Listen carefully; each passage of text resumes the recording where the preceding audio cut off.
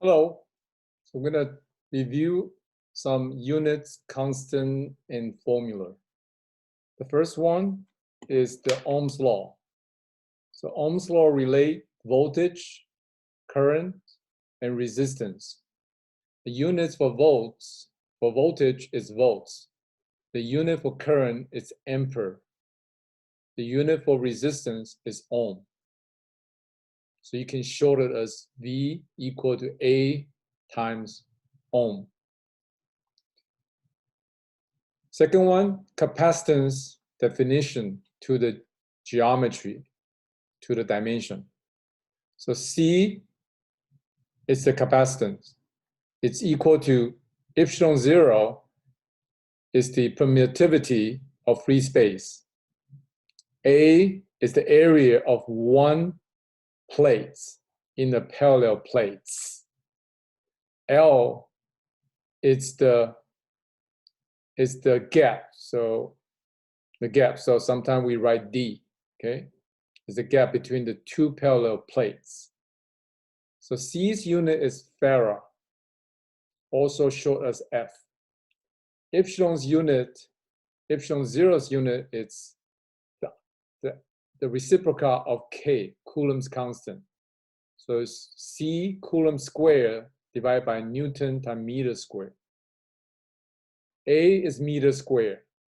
The D or L is meter. So this meter squared cancel. The Newton meter is joule. So C, I just rewrote as Coulomb here. C squared. So don't confuse C as a unit for Coulomb with the C symbol for the capacitance. All right, the third one is the electric potential energy in a capacitor. So that's equal to half of the steady state Q, the charge, times the voltage across the two plates.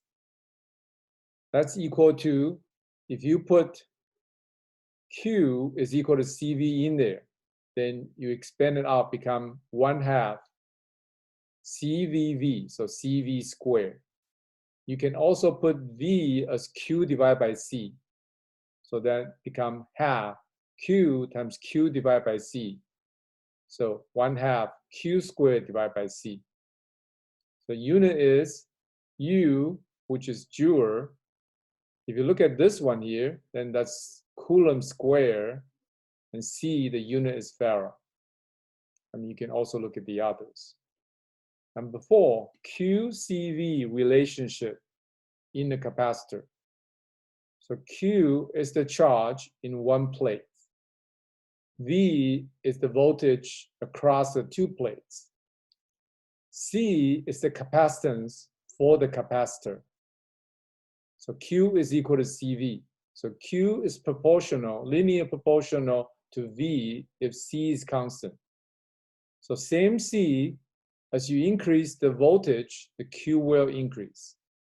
So Q is in Coulomb, C is in farad, V is in volts. Number 5, V definition. So V is the electric potential. V is equal to electric potential energy per charge. So V is volt, U is joule, Q is C or Coulomb.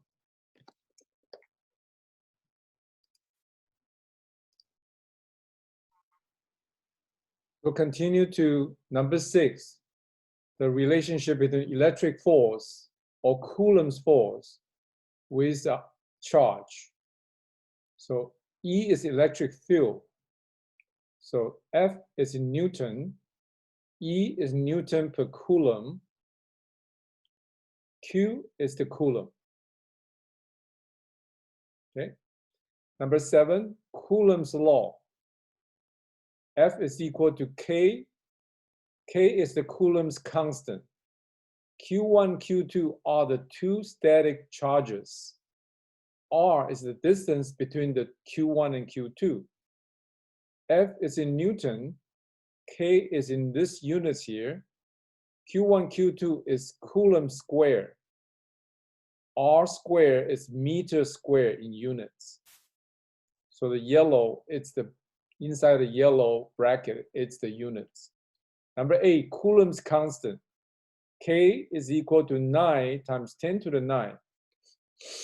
Unit is N Newton meter square divided by Coulomb square. Number 9, electric potential for isolated charge, Q.